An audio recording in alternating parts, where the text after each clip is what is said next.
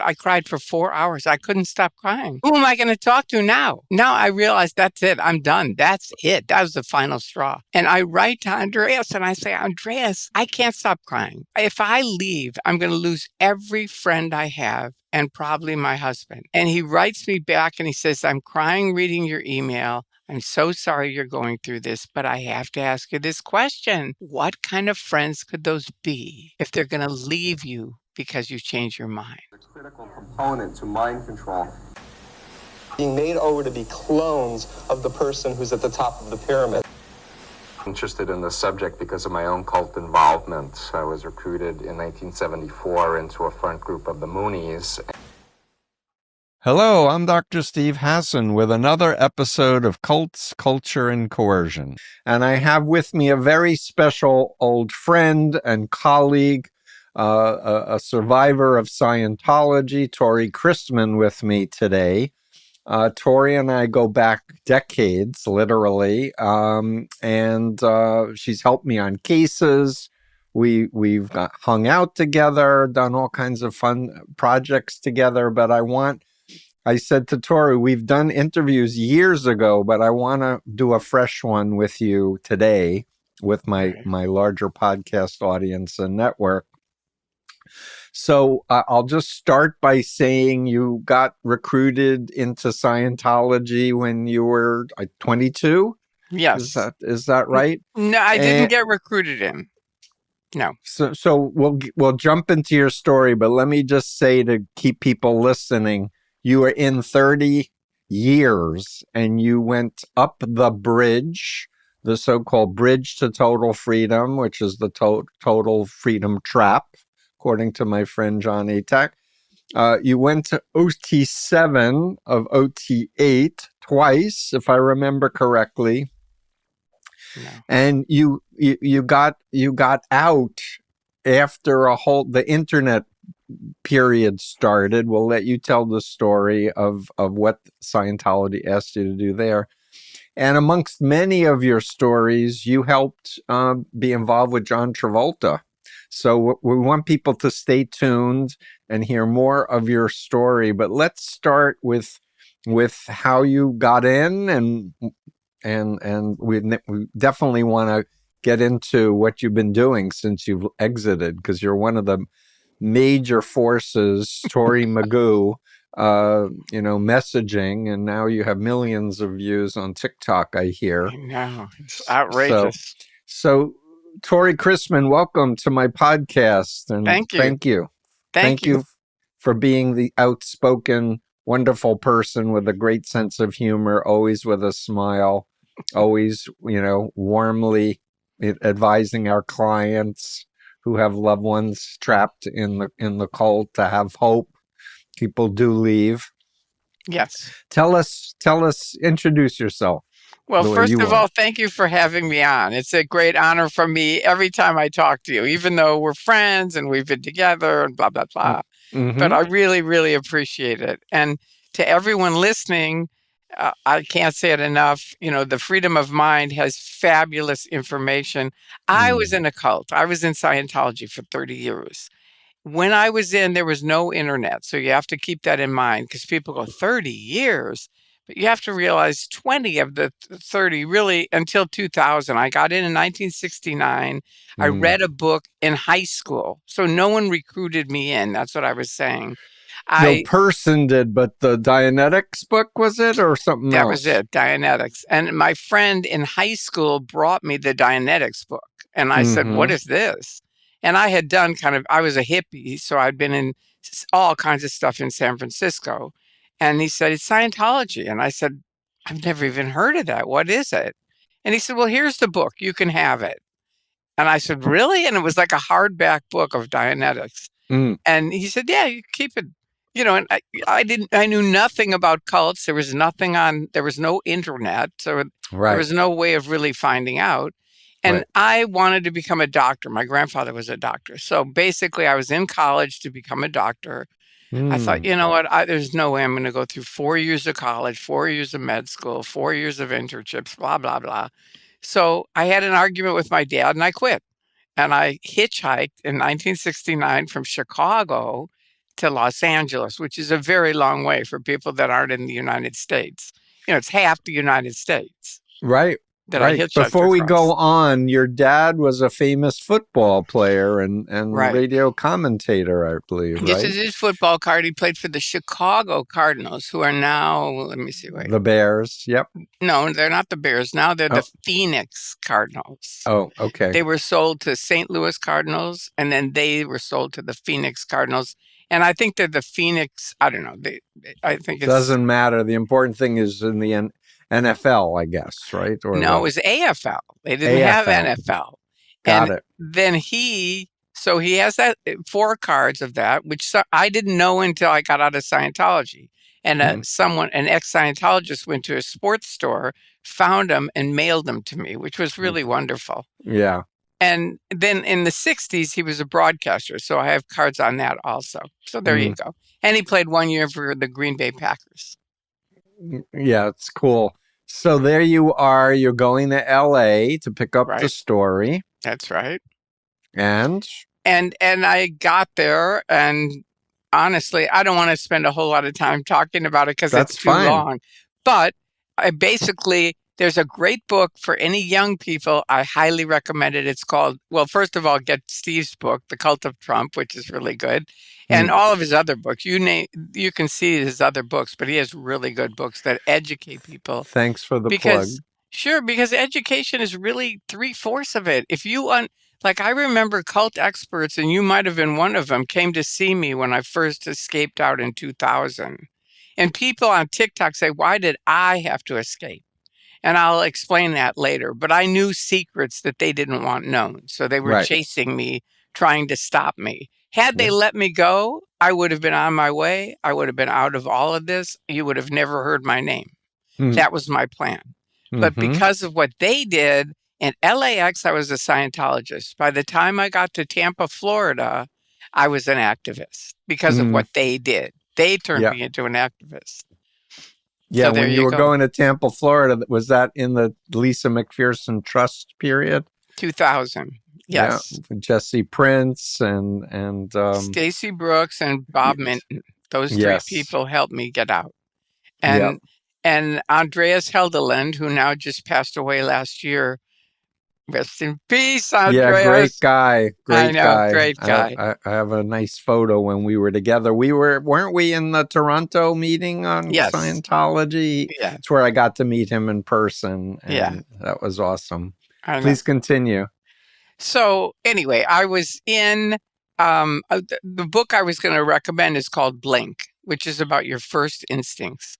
And my very first instinct with Scientology is, this is not my tribe.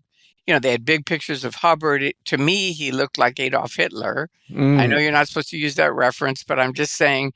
It's okay with me to use There were 3 Hitler. gigantic, pictures that looked like what he did, with all the photographs. And then the people were marching around in those uniforms. And I thought, I'd been fighting the Vietnam War in 1960, in the late 60s. And I thought, I don't want to be around military. And then they were super organized, and I was a hippie. So I thought, okay, forget it. And I called my friend who gave me the book, and he said, oh, go in and ask for John Hildebrand. He's on the big course. So I went in. Now, remember, I'm a hippie, super friendly. I go in and I say, hi, I'd like to meet John Hildebrand. And they go, you can't. He's on course. And I'm like, whoa. Right away, again, check number 3 or 4, not interested. Yep. And they said, he'll call you at 10:30. So I went back out the valley to some guy's house that, this was the 60s. So that's what we did. I know. I'm a little bit younger than you, but I got recruited in 74 into the Moonies. Yeah, you were in the Moonies. So, but this wasn't the recruit part of it. This was just some guy I could stay with until the guy called me at 10:30. So I go out there, we get stoned because we don't believe he's going to call me. Right. We're hippies, and we're like, he's not going to call. So we're on the floor, we're laughing away, we're just very goofing around, and the phone rings at 10:35.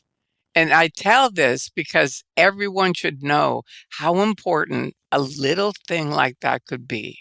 Think about it. If he hadn't made that phone call, I would have never Well, first of all, I probably would have never joined Scientology, or I would have. But anyway, long story short, it just shows how one thing can really change your life. Yeah, I And had the so, same experience in the Moonies because I was really, a waiter on the weekends, always working on the weekends. They kept inviting me to a weekend away, and I was like, I work, I can't do it. And that right. weekend, the wedding was called off, and I had a free weekend, and I was like, I guess I'm free. It was one of those, Yeah, it and was one I of like to those. tell people too, because people will go, well, maybe I'm meant. Maybe this is an event that's meant to be, Right. and and that's how we, after the fact, rationalize and justify and such. And the other thing people say all the time, and I want to clarify this, is they say, well, they must be really stupid. And Mm, that was the thing the academics came and told me. They said, look, you're going to hear this a lot, that you were in it for 30 years and that's because you were really stupid. And they said, we have literally interviewed thousands of ex-members, and I'm sure you have too, Steve. And they, thousands, yes. right. And they told me the majority of them have actually high IQs. That's why they got in the cult, because they Yeah, because wanted we to want to do improve ourselves and we want to make the world a better place. right and So, do and we're something different. curious. We want to learn new Right. things. Exactly. And that's a superpower, but it can be exploited by bad actors. Right. Exactly. So, anyway, long story short, he called me, was smart enough to bring me all the way back to Asho. He didn't talk to me out there in the valley because I would have never joined. Mm-hmm. But he brought me back and he sat me in the car and he went and bought a 6-pack of beer. And I Mm. thought, well, he can't be all bad. He drinks beer, Yeah. right? So we're talking and he's like, what are your considerations? And I'm like, I don't like those big pictures. And he's like, oh, that's Hubbard. We don't either. Don't worry about it. What about those guys marching around? Oh, that's just a Sea Org. Don't worry about it. That's just them. That's only like 15% of Scientology. The So rest, he's handling you, in other yeah, words. yeah. And so that's what they call it, Yeah, handling, but, handling. fixing, Yeah. correcting. So, but I don't know it, right? And so then he says, well, what is your real purpose on being here? Why do you want to be a Scientologist? And I said, well, I came here to be a Dianetic auditor. I want to help people. And he Uh-huh. said, well, see all those people outside? And back then there were literally thousands of people, millions of people in Scientology around the Well, they world. claim millions. I don't think it No, was ever true. I think there were back then. There were really, really tons of people in every city back Mm, then. It was very popular because they had the missions. And see, the missions brought in the new people. mm-hmm. Miscavige canceled all the missions, so those are I see. gone. I So they see. have no way of really getting new people in. So Hubbard died, and this guy David Miscavige took over, and he's still Right, controlling the cult to right. this day. Exactly. And so, anyway, back then there were at least 100 people outside Asho after course, all Mm, talking and having a good time together. And he said, well, you mm-hmm. know what? Let's go meet the auditors. And I remember, and you'll know what this means. I remember the second, and again, when you're in, back then, I had never heard the word critical thinking, Mm, right? Like now it's kind of well known, but back mm, then I'd never even heard it. But mm-hmm. I remember turning off my critical thinking and thinking, I don't care what these people do. I want to be one of them. Hmm. They were just so cool. I just thought, Uh-huh. I want to be one of them. I don't care what they are. Yeah, so we all have moments in our lives, especially when we're, traveling, we're not in college, we graduate, we end a relationship, that we're extra vulnerable Right. to a new perspective slash, purpose in our life. And Moonies would always ask people, what's the purpose of your life? And make people feel bad that they don't know off the top of their head Yeah, what the purpose of their life is. sure. And when you're 19, I wanted to get laid. I liked writing poetry. I thought I would be a professor one day, maybe, Wow. and I played basketball. That was my purpose. And it was Yes. like, is that all you want to do? Right. That's a big thing they do. Is that all? That's it? Don't you have a bigger vision than that? Don't Right. you have, like, the world needs people who are leaders and people who are Right. going to have vision and all of that. Anyway, back to your story. So But one that's thing, a big deal, what you're go saying. ahead. It's a big deal because it's one of the ways that they rope people in. And people don't realize that. They go, I'm just going to go in and have fun and see what they do. You But get the that's free how, dinner. right. At least the Moonies gave free dinners. And the Krishnas too. But that's how they get you. And then they go, really? That's all you're going to do is play basketball? And you're like, well, blah, blah, blah, blah, blah. And they go, what they do in Scientology is they find your ruin. I think the same with the Moonies. That's the term, in Scientology. The Moonies didn't have that term, but they want to find your buttons. Right, your buttons. And we all have them. Absolutely. And so the first course I did, we had to go out and ask people, and it says in writing, ask them what is ruining your life. And I said, I'm not going to go out and ask people that. They'll think I'm crazy. And they said, go try it, Tory. Just go try it. And I thought, okay, I'll try it. And I went up to this person. I said, can I ask you a personal question? And they said, yeah, sure. And I said, what's ruining your life? And they said, money, or relationships or communication. It's almost all of them. It was one of those, simple things. But man, they spit it out. It was just shocking. And then we back then would say, well, Scientology can help you with that. Now they don't say that. Now they say there's a chance we can help you with that.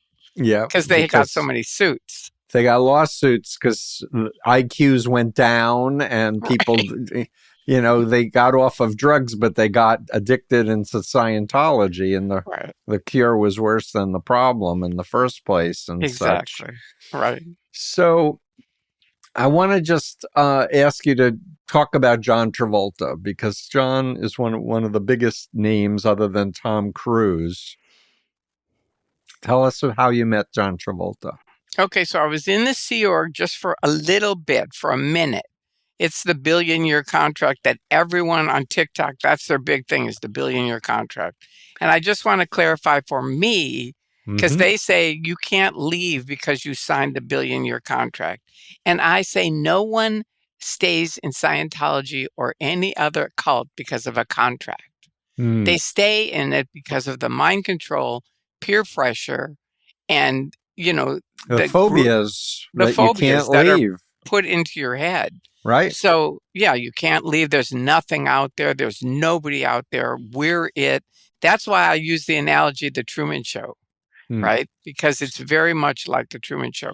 But anyway, I was in the Sea Org for a minute, and then because I have epilepsy, they said, no, you can't you can't take medicine. So we're routing you out. So they canceled my contract. So that's it. Plus, nobody stays because of a contract. So anyway, I left, and my mother said, Tory, these people are going to kill you. I'm swear, she could hear I was losing my short-term memory, having seizures.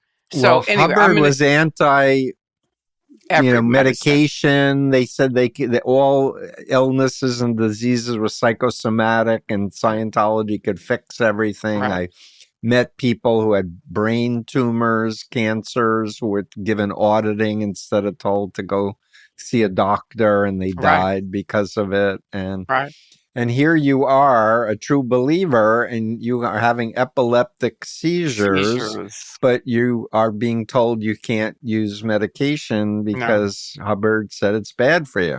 Right. And I was a true believer, which you can explain that, but it's someone who's, my interpretation is you're in it. You're on the boat. That's it. There's nothing else. Yeah, you learn to turn off your critical thinking, your doubts, your reservations, and and I'm just going to say this because a lot of people may not have seen, Stacy and Jesse's demos of the TRs and how I talked about it being hypnosis training to get people to learn how to close their eyes and just be there and stare into a cult member's eyes and just be there. And it's a grooming and indoctrination into the Scientology identity, which is, you're told, your true identity. Right. Not your reactive mind, not with your engrams and all those other loaded words. And Scientology has dictionaries of their own BS words that Hubbard came up with. By the way, it is. That's there it is. Yeah, so they have a this. lot of words. Hubbard had this ingenious way to get people to self-indoctrinate. He said, Right. if you're coming across a word and you don't understand it, you don't agree with it, look it up.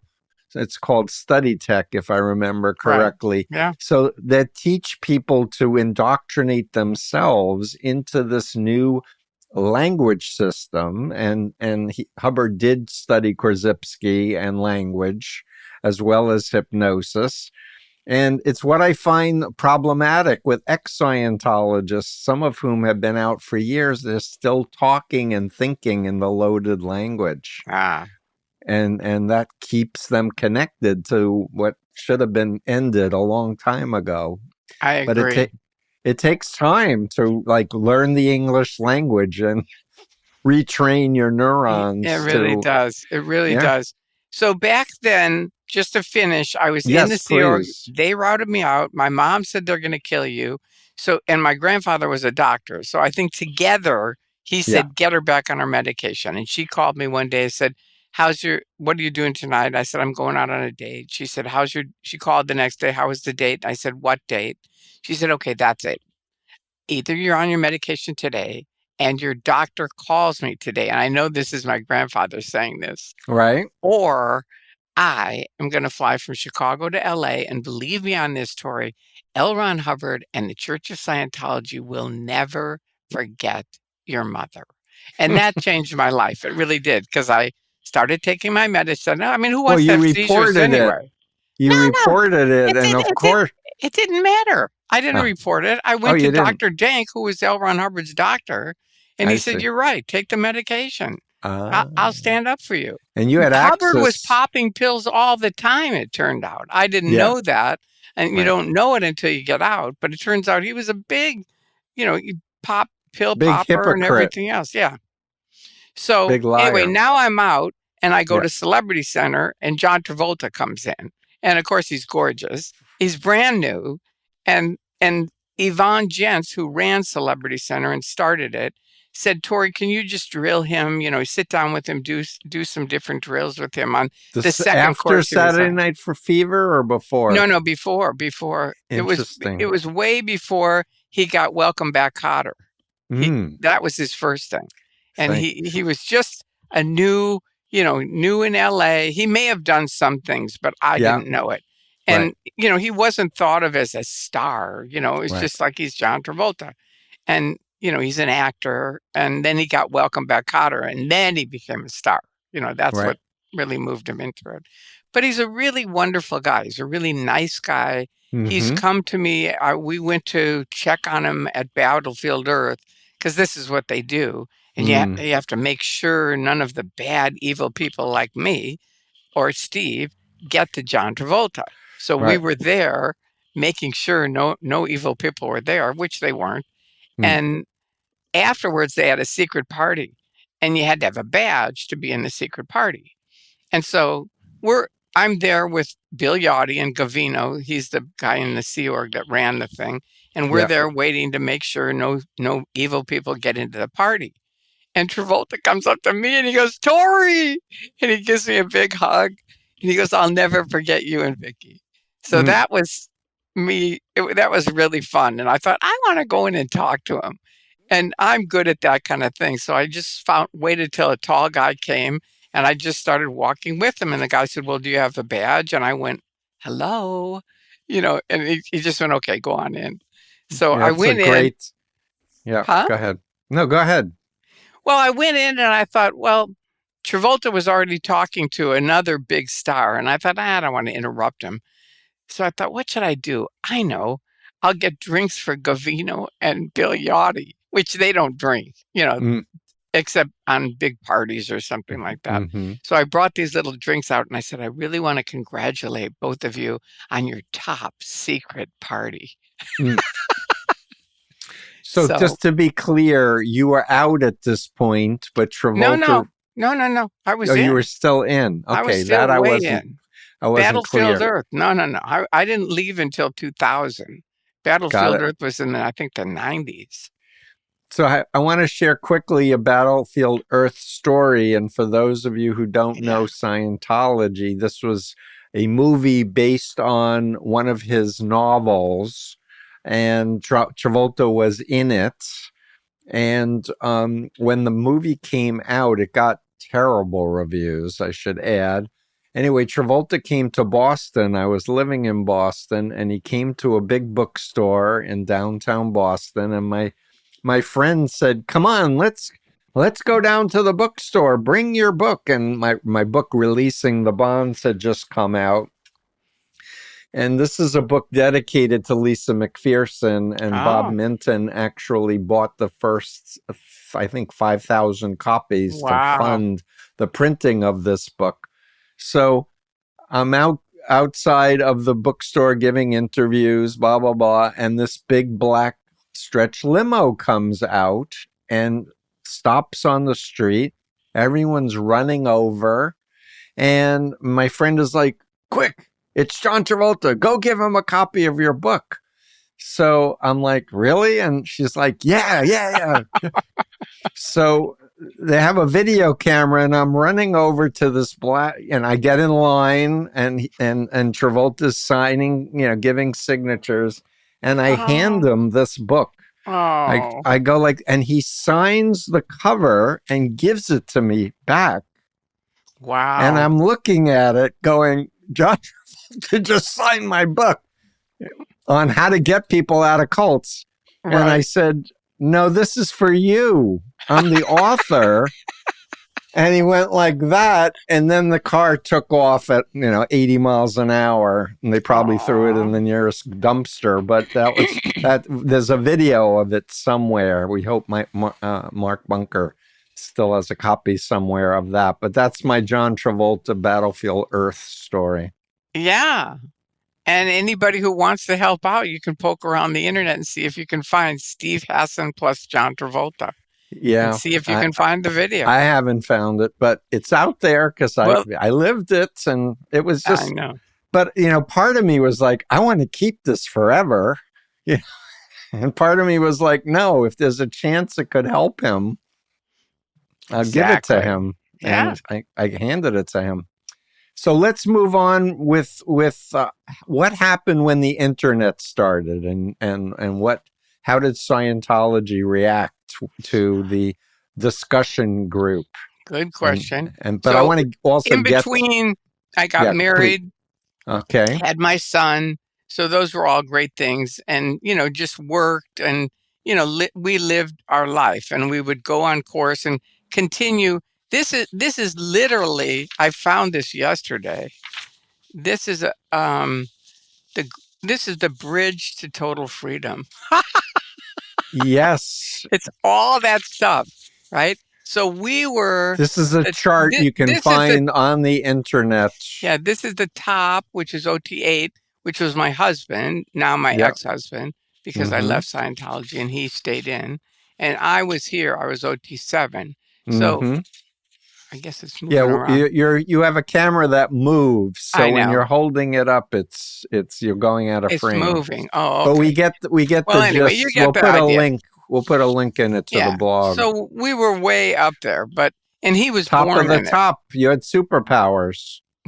No. OT levels. No. I always you had clarify promise that of right away. superpowers. No, I know. But that's different than saying you had superpowers. Yeah, but that's what they believed. If you pay the money, you have all these powers that will get released. Then you can move objects with your mind and change the weather. And okay, you can keep saying that, but I'm telling you, I didn't believe it when I was in, and because I have epilepsy, I had seizures. So it's like if Dianetics worked, I wouldn't have seizures, right? Good point. So in 72, I sort of went, nah, this stuff doesn't work. It's like I'll keep going along and trying to do it, but I kind of in the back of my head knew, no. So I never had I'm going to That's be a interesting. superpower person because of epilepsy. And I Right. honestly think it was part of me getting out was. How about your ex-husband when he was in? Did he think he was going to get powers? I don't know what he thought. He never bought anything. His mother and father got in Scientology in 1950. They read Dianetics and they started having and LRH mentions them. And Flo Bazazian wrote to LRH and said, why out of all those people did you mention us? Yeah. And he said, because you and Paul kept Scientology alive in Chicago. So Okay. that gives you a little base of my husband, my ex-husband. So Yeah. he grew up around that. Now, he and his parents were Scientologists. His brother and sister hated it. So it was a little bit divided right there, right? Yeah. And she paid, it's kind of like a triangle. That's what I explained to people. And you have to pay every single level, which proves it's not, I know people say you have to pay in a religion, but you don't have to pay. It's a donation. Scientology says it's a donation, but the difference is you have to pay. Yeah. And to state the obvious for those of us in the field, Scientology was at war with the IRS because they wouldn't give Scientology tax exemption for 25 years until they did lawsuits against IRS commissioners, hired private investigators to harass them, and ultimately they did a buy-off and fraudulently, filled out the paperwork and got a religious status. They sent me down to the IRS with flyers saying, we will give you $10,000 if you'll give us any dirt on the IRS. Now, the men looked like they were going to kill me. And these women, a couple of them said, I think we'll take one of those flyers. We might have something going on this. That's so funny. I went back to Scientology. I said, I am never doing that again. That was one day. That's it. Find somebody else. Because I was really afraid for my life. I mean, the men really looked like they were going to kill me. And I was like, I'm not doing that. Oh, it's criminal. Give us dirt. It is. But it does prove that, I'm a witness that they did that. Do you see what I mean? Yeah. They actually sent me down with a flyer. And I don't have a photograph of it, but I'm just telling you, it's hard to make this kind of stuff up. Yeah. Well, the FBI raided Scientology. There was this huge expose in the LA Times. Right. And Hubbard had a fetish to have everything in writing. And all of these criminal activities, including, Paulette Cooper operation against her. Snow White, yes, thank you. And Tony Ortega wrote a good story of, her telling her story of harassment, how they broke into her apartment, typed a bomb threat to themselves, did all kinds of dirty work, infiltrated government offices. And Mary Sue Hubbard took the sword and pled guilty, or, she was convicted and he didn't go to jail. He threw her under the bus, is what happened. He threw her under the bus. He said, I didn't do this. She did. Yeah. I mean, he threw it. I remember I was in then and I thought, wait a minute, this is your wife. I knew he wrote the programs. I knew she didn't. And I thought she's going to go to prison for this, plus 10 other people. 11 people went to prison. Yeah, and she was head of the Guardian's office. They did a name change to the Office of Special Affairs, of which Mike Rinder later became head of OSA. So I interviewed Mike before his passing about his book, his billion-year contract and such. Good. So, so many stories. So let's talk about the internet and Tory so the Christman. internet, 2000, Miscavige has an event. Everyone's ordered to go. And he says, look, the internet is coming around and we've got to get on top of this. So we have computers all around. Everyone sit down. We want you to write up your story and we'll help you with it. Now, none of us, at least certainly not me, but I think, and my husband didn't, but I don't think many people knew about computers at this time. Yeah. So we write up our little story.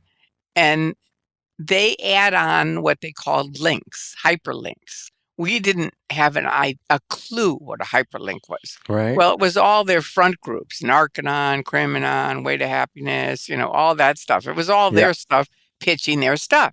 And then they handed you a disc and they said, okay, take this and put it on your computer. And I had just bought a computer. And I said, why would I put this on my computer? And they said, Tory, look at your story. You have a great story. Everybody's going to want to talk to you. And I thought, well, okay. So they said, put it on and then people will come talk to you. Well, the truth is that disc that everybody in Scientology got, you put it on your computer not knowing it had a net nanny on it, which was a thing that blocked basically all facts. Like anything all they critical information. All critical about information they did not want seen. So it blocked it all, and it was just wonderful. Information control in Right. the early days. But for those of us who were fighting cults before the computers and the internet, we would have to photocopy or mimeograph documents. Now things could get transmitted, and there was an alt-religion Scientology chat group, and I had a Freedom of Mind Yahoo group with thousands of people on it so people could share information. Exactly. I'm going to just show a couple things. This is actually a Sea Org contract. People don't think they are, but there you go. I mean, my camera is really weird the way it moves around, but anyway, there you go. That's a Sea Org contract, 1 billion years. And this is the other one I want to go over with you, target defense. See, these were things we had in writing and we got them printed out. But let me just read a couple of things. The goal of Scientology. Okay, the vital targets in which we must invest most of our time are 1, depopularizing the enemy to a point of total obliteration. This is in writing from L. Ron Hubbard and the Church of Scientology. 2, taking over control or allegiance of the heads or proprietors of all news media. That's pretty heavy. Taking over the control and allegiance of key political figures. They're already in the White House. Yeah. I wrote The Cult of Trump. Yeah. Taking over the control or allegiance of those who monitor international finance and shifting them to a less precarious financial standard. And there's only 3 more. Generally revitalizing the societies in which we are operating. See, that's what you and I file for, is like we're going to help mankind. And then winning overwhelming public support. Epic fail, Scientology. Epic and the fail. last one is use all other similar groups as allies. That's it. But I'm just going to show it. But I want to focus on the fair game crap where, they label people like myself. When I started, when I left the Moonies in 1976, I befriended an ex-Scientologist. I'm not going to use his name. He became a well-known lawyer, and he got sued by Scientology. I became an SP, a suppressive person, because I was on TV calling Scientology a cult, and I never even believed it. I was criticizing a different cult. Right. They declare all kinds of people and groups. And they picketed my office in Nazi uniforms saying, come join me, Steve Hassan, and destroy freedom of religion. They went through my garbage cans. They've done ethics complaints against my counseling license. And they've uttered innumerable threats against me. We're coming after you, blah, blah, blah. I know, and they still keep doing it. And they still keep doing it. And critics get bigger and bigger and bigger. I mean, there's more. Now they have the live streamers. These are people that had nothing to do with Scientology or a cult. Right. Will was on their block where they recruit the young kids. And he's a big, handsome black guy. And they said, get off our block. You're not allowed on here. And he said, pardon me? And he and he said, I don't care about getting anybody out of here, but I'm going to shut you guys down. And they have been shut down for a year. Every window, every building in Los Angeles is shut down. That's amazing. That's I great. Yeah, so let's go back to Operation Clambake and our dear friend Andreas and your question that he asked you that was so important. What happened was Bill Yachty got me to open up these phony accounts on the internet, which I think is a key thing to mention before we get into Andreas. Yeah. And I said, well, what are you going to do with them? And he said, I'm not going to tell you. And I said, why not? And you have to remember, this was my auditor, counselor, someone that I had said, I trust you with my life. I really do. And of course, I didn't know they go through your folders. They write down everything when you get counseling. So they said, this is our mark. She'll do anything. Right. So they had already used me a few times. And Yachty said, okay, we need to open up these phony accounts, which are like email accounts for anybody who doesn't know. And I said, what for? And he said, I'm not going to tell you, because if I tell you, they'll put you in deposition and you don't want that, Tory. And I said, no, I don't. And he said, okay, so I just won't tell you. And then you can say, I don't know. I have no idea. So I open up. He said, nobody can do this, because back then you had to be online to open up an email account. And he said, but I think you can walk in and push your way through it. I think you can. And I did. So he gave me the address. He gave me a cashier's check so they couldn't trace it to Scientology. And we thought up a phony name and a phony email address, and that was it. I got it done. And I came back, and usually, he's smiling. He had a grin as big as LA. He was like beaming. And I said, what? And he said, Tory, this was in 95. He said, Tory, you have just changed the history of the internet. And I said, Bill, how can I change the history of the internet when I don't even know what it is? Yeah. But anyway, that started. What it was he was basically, and I didn't know this, and once I found out, I quit Scientology, I think 4 days later. But he was stopping free speech is what was happening. He was twisting people's words, getting people fighting with each other. So the first goal was to distract off of anything they didn't want seen. And back then, everything was linear. They didn't have websites like you're all used to seeing. It was all one column. So you'd make a post, L. Ron Hubbard's a liar. They didn't want anybody to see that. So Yachty would come on with a phony name and say, I don't think that's true. And nobody would say anything. So then he'd come on as Mary and say, who cares about L. Ron Hubbard? And nobody'd say anything. So then he'd come on as Jack Smith and he'd say, you know what? I went golfing yesterday and I had a really great game. And then Mary would say, I'm a golfer too. And now the whole subject is off of L. Ron Hubbard. See, that was their goal, was to just drive it down the page. And once it's down the page, it goes on to page 2. And their view was no one looks at page 2, which is kind of true. Right? Yeah. So it was the news group. Yeah. So the other one was divide and conquer, which was basically get people fighting with each other. Right. And he was really good he had 10 different accounts that I'd open up. Yeah. And he used them all over the internet. One, he said, you want to know who the critic's favorite, their favorite critic is? Because he was pretending he was a critic. And I said, yeah, who is it? And he said, Mike Smith. Mike Smith was a finance guy in Scientology.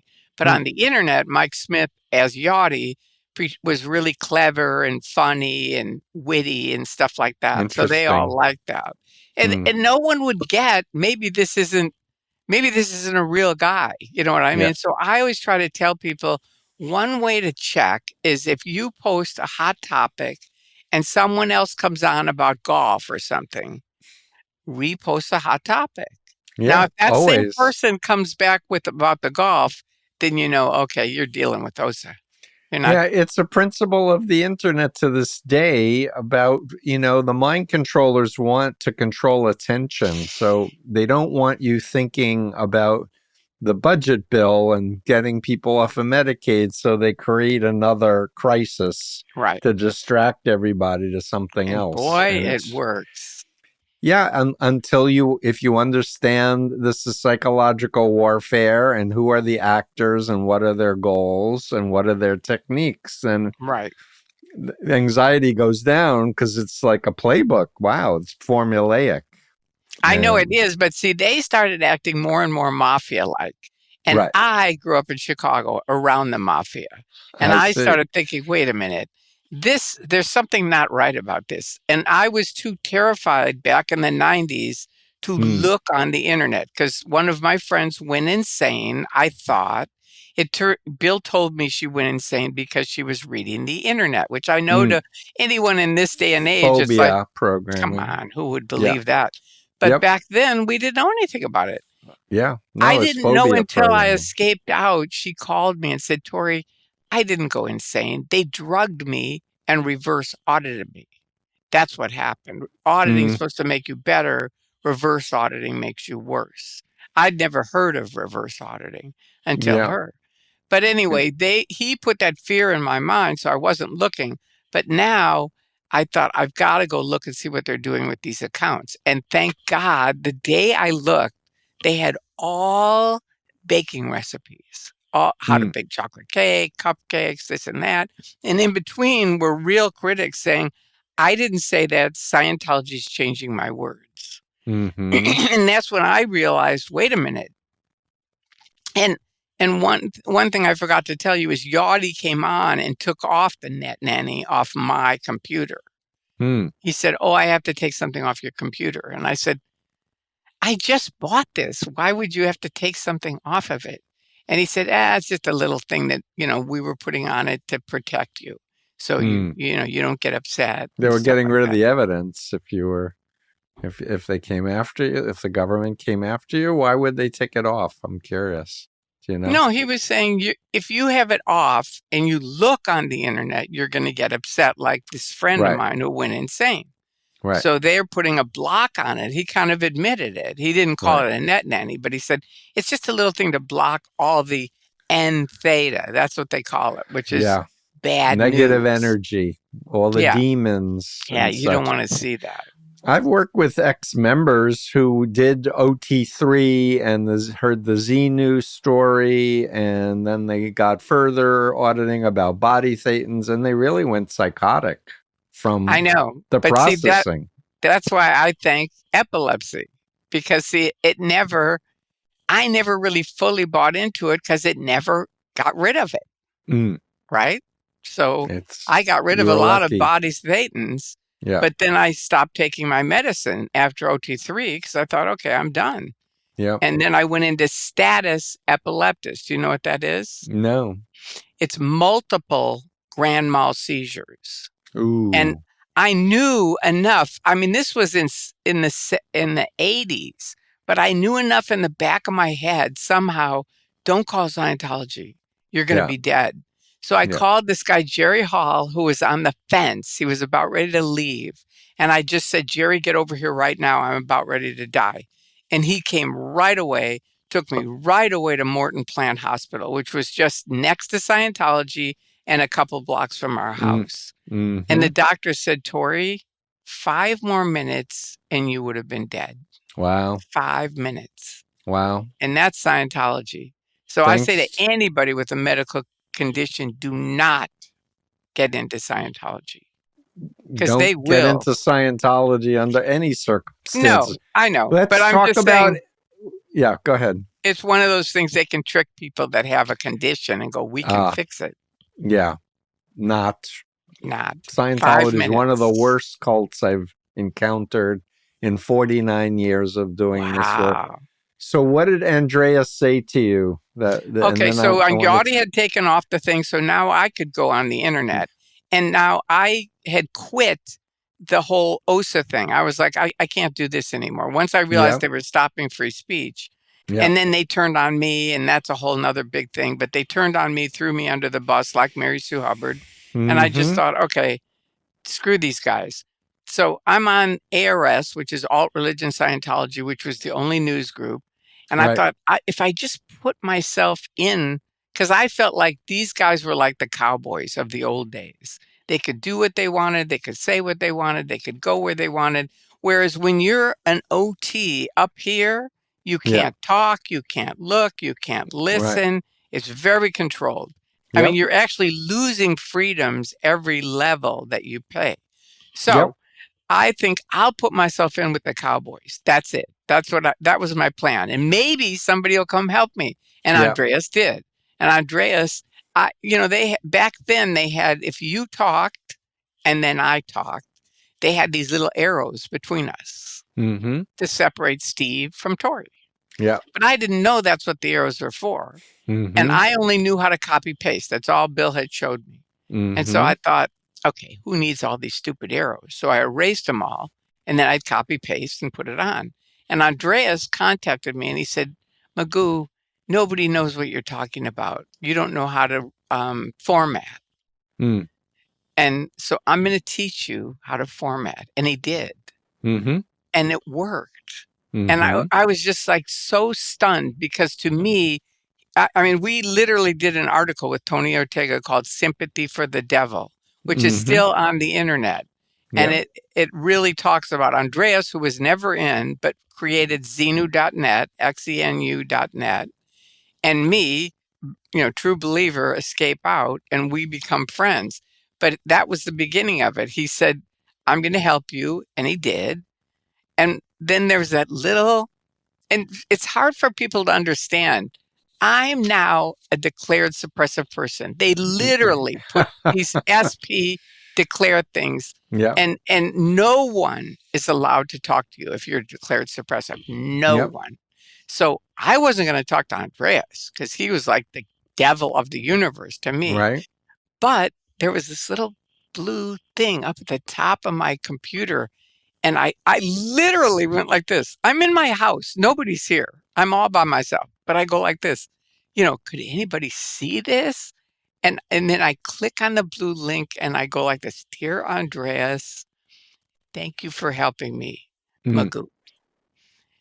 And that's it. And I hit send. And he writes me back and he goes, Dear Magoo, you are welcome. Andreas Heldal-Lund. But he has his whole name, his whole address, his cell phone number, his home phone number, Norway, all of this. And I think, now, wait a minute. I was working with Scientology top dogs, probably underneath Miscavige. And they were lying, using phony names, phony addresses, phony everything. Here's the doctor of devils, Andreas, who I thought was like the king of evilness. It was a great website. I think it's still up, even though he passed away. It's still up. Yeah, we made sure it's still up. He called it Operation Clambake because Hubbard said that we didn't evolve from, apes and chimps. We evolved from clams. So he called it Operation Clambake. But back to you. I know. I never understood that, but wherever he got that reference. That's where he got it from. Yeah. I know, but I wasn't familiar with it. So I was like, okay. So that's why I always say Xenu.net. Plus, they hate the word Xenu being out there. Xenu is the galactic dictator in OT3 that was putting all these beings in volcanoes and dropping hydrogen bombs. And that's why we're all screwed up, because just corporated alien beings all over our bodies. And they don't want that information out because it's big money. See, that's where the money really rolls. And they tell you you'll die if you hear about it. No, they don't say you'll die. They say you could get pneumonia. Yeah. Okay. So anyway, Andreas says, I say, thank you. He says, you're welcome. And I'm like, oh my God, this guy's not insane. So I think maybe I could ask him a question. And so I say, why do you have up all these evil things about my religion? And he writes back and he goes, Magoo, I believe in truth. I mean, I'll probably start crying even saying this. It's still really touching to me. He goes, I believe in truth. I believe in looking at both sides, and I have the courage to say what I think. I don't think Scientologists are bad. I just think they're misinformed. And that was me when I got in. I believed in truth. I believed in looking at both sides. And now I was at the top after 30 fucking years. Sorry for saying that word. That's I know you're not supposed to. But now I'm at the top. All this money we'd given to Scientology, they owe me $1 million. Yeah, at And least. at least. And that's without interest. Right. And, it was sort of like, oh my God, here I am. That was who I was. And the only thing I had left was courage. That was it. I did have the courage. But the freedom and truth, I was surrounded with all these lies of Scientology. And he said, I don't think Scientologists are bad. I just think they're misinformed. I suggest you start reading. Now, Mm-hmm. I wouldn't read with Yachty and all the rest of them. No, I'm not looking at that stuff. But here's Andreas, who was totally out there, totally And he front. posted all of the copyrighted information that was Yeah, shut OT3 down is in the on his U.S. site. That's We're in right. Norway. I We know. believe in consumer protections. I'm putting it up with the court document seals that it certified this was their frickin' ideology. I know. It's It so was great. fantastic. What a great So guy. fantastic. No knowledge, no involvement with Scientology. None. He was just an IT guy watching this cult go after people, and he was No, like, what "That's happened is somebody got sued in Norway from the Church of Scientology. And I Andreas see. said, why would a church sue someone? And I so he see. started looking around the internet, and he was a computer geek. So he started Yeah. looking around the internet. He found all their, oh, how wonderful Scientology is. He looked at both sides. Yeah. And then he found Paulette Cooper and this and that. And, he found all these evil things all around the internet they had done, but they're all spread out around the internet. Right. And he's a computer geek. So he said, you know what? I'm going to bring all this stuff together and make a website about it called xenu.net, xenu.net. It was the best site forever. It's the best forever. Because he really believed in information is what everyone deserves. Make up your own mind. Right. Look at both sides, make up your own mind. So immediately we became really good friends. And on the internet, I had always wanted to go back in the Sea Org. Even though I was married, my husband, the night of our wedding, said, we will never go in the Sea Org. Mm-hmm. So that was a little bit of a conflict right there. But anyway, now I'm looking on the internet. He doesn't know anything about this. This is another thing I will clarify because people keep asking me on TikTok, what about your husband? He stayed in, he remarried, that's it. And they never included him in any of this dark stuff. I think they kind of knew he wouldn't do it. Mm-hmm. You know what I mean? And for But whatever your reason, son is out. my son, I got out before me. Yeah. I know 17 kids now that have taken, they're unalive, that you have to say unalive. But they're all Scientologists. I knew 4 then. One of them was his best friend. And that's how I got him out. The first kid, hung himself. That's and terrible. I said, okay, we're going to SeaWorld. We went to SeaWorld. And I said, look, I've got some bad news. One of your friends is gone. And I said, I think this is my religion. But honestly, I don't know at this point. And I want you to know, if you're going to take your life, it's not going to be 1 life. It's going to be 2, because I'll be gone 5 minutes later. And he goes, don't worry, Mom. He starts laughing. He goes, it's not in the cards. And I said, okay, good. Have a seat. And I said, look, if you don't want to do this, just tell me. And that's it. And he goes, I don't want to do it. I've watched you guys for years. You've given Scientology everything, all your money. You have shitty cars. You all have shitty houses. No, I don't want to do it. I said, okay, then it's done. Just don't tell anybody, because they'll have to disconnect from you. Great. So he was out. Do you see what I mean? That's I great. wasn't even woken up at that point. But anyway, back to Andreas. He says, look on the internet. And Mary Tabbioyan had an article, ladies, if you're thinking of if you're thinking of joining the Sea Org, read this. And it was a whole article about how they made her in the Sea Org. She got pregnant, and they drove her to an abortion clinic without her okay, made her get an abortion, and then they made her go back on post the next day. And I sat in my dining room where my computer was and just cried and cried and cried. I cried for 4 hours. I couldn't stop crying. Yeah. And who am I going to talk to now? Right. Now I realize that's it. I'm done. That's it. That was the final straw. That's Right. it. Right. And I write to Andreas and I say, Andreas, I can't stop crying. If I leave, I'm going to lose every friend I have and probably my husband. Mm-hmm. And he writes me back and he says, I'm crying reading your email. I'm so sorry you're going through this, but I have to ask you this question. What kind of friends could those be if they're going to leave you because you change your mind? Mm.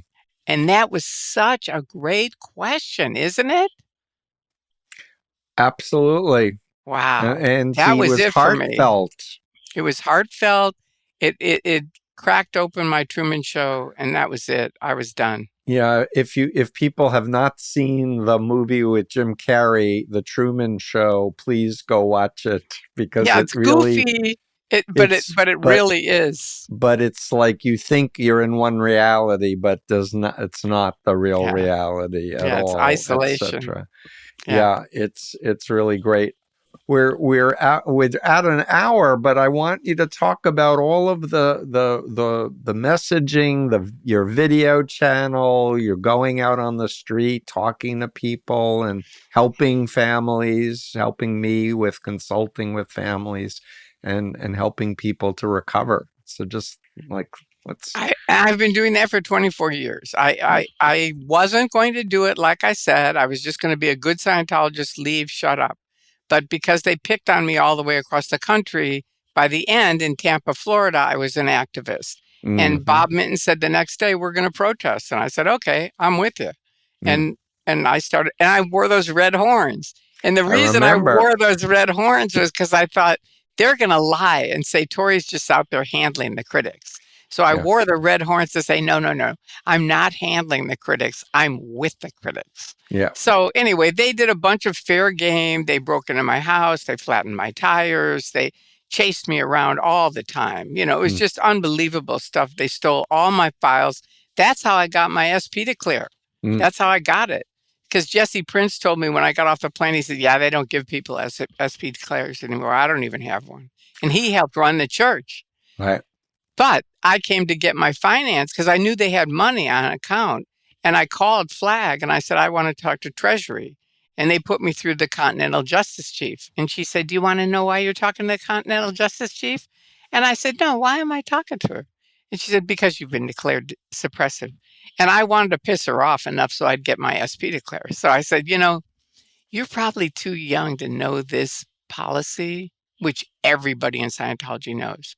But L. Ron Hubbard wrote this policy. If it isn't in writing, it isn't true. And I have nothing in writing saying I'm an SP. And she said, you know what, Tory, I'm going to have it to you within 24 hours. And I said, well, you know what? I'll believe that when it comes to my front door. Yeah. And it came, she FedExed it to me. And here it is. That's why it's laminated, because they were breaking into my house, stealing stuff. I said, I got copies of this. Andreas had them. You know, it's like, no, you're not getting rid of this. Yeah, that's great. So, you know, in Cult of Trump, chapter 3, I talked about malignant narcissism, which is the stereotypical profile of cult leaders based on Erich Fromm's description of Hitler. And I compared Trump with my former cult leader, Moon, Jim Jones of the People's Temple, and, drumroll, Hubbard. Right. Very much. They're really, like mirror image. He really was so horrible. And a call out to my friend John Atack, his book, Let's Sell Them a Piece of Blue Sky. He is, you know, for me, one of the most knowledgeable people on the cult of Hubbard that there is. Yes. Anyway, so you've been helping people. You go out on the streets, you're doing videos. Yeah, I've been protesting, making videos. I've made over 1,000 videos on Tory, Tory, Magoo, Magoo, which is in honor to my dad, because I used to call him Mr. Magoo because he had little eyes, sort of like me. And he was funny. He was a broadcaster in the 60s with Kurt Gowdy. So when Bunker brought me a webcam in 2008, when Anonymous showed up, and he said, this is from Anonymous. And I said, what am I going to do with this? And he goes, well, we're going to start a YouTube site. And I said, Mark, what am I going to do with the YouTube site? And he said, well, we're going to make the first video. Tory has a YouTube site, or Magoo has a YouTube site. Yep. And Anonymous boofed me from nothing to 10,000 subscribers within a couple days.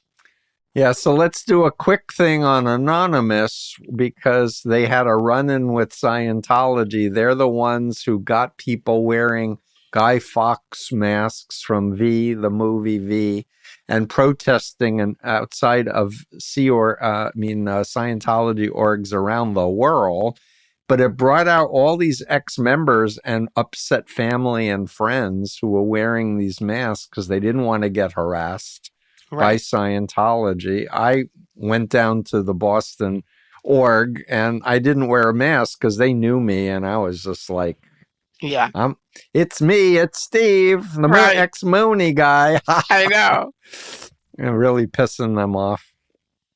Anyway, it's been a journey, and you're one of the most warm-hearted, smart, funny, kind, dear people, and it's an honor to know you for I all feel these the years. same about you. Thank you. It's really been hasn't it been a wild trip? I mean, after COVID, I was almost done. I was like, okay, I'm done. I have nothing else to say. I've said everything. I'd made 1,000 videos on the Tory Magoo 44. That was it for me. And then my friend Andreas, who worked next to the testing center in Hollywood, called me and he goes, okay, go on TikTok. And I said, Andreas, I don't do TikTok. So no. And he goes, go on TikTok, Tory. I know you. And type in Jessica Palmadessa. And so I did. And here she is, this funny 20-year-old doing this whole thing on Twitter and all these. She was hysterical. And I thought, oh, my God, we got to meet these people. So I called my friend Drew, who protests with me. And I said, we got to go down and meet these guys this weekend. And he goes, okay. So we went to the different places. They weren't there. And then we found them on L. Ron Hubbard Way. There they were. And I said to Jessica, you've got to come over and teach me how to do this. Because I didn't even know what live streaming was. And she has millions of followers. Millions. Right? Every view that she does. And she's not an ex-member. She just, it touched her enough to go like, I've got to warn people about this group. Well, that's one of the things. She does a lot of stuff. But she does have thousands and thousands of followers for every video. And I really love her. She's really great. So anyway, that got me started. I thought, okay. She said, I'll show you how to do it. And so that got me started. It was like, okay, I can do this. Awesome. So there you go. And That's then awesome. Someone else said, just make 3 one-minute videos and put them on TikTok. And I said, I had been telling everyone forever, you've got to make a video warning young kids that Scientology's after them and warning people, especially the Latina community, that they are after them in spades. And I wanted someone to do it in Spanish. No one did. So I made one of my 1-minute videos was, this is what it is. And that went viral the next day. It was over 1 million views the next day. It's so interesting you mentioned that because my Influence Continuum has now got a Spanish version. My bike model has got a Spanish version. My doctoral dissertation is in Spanish. Great. And we're preparing a updated Spanish edition of Combating Cult Mind Control. And where do they find that? freedomofmind.com.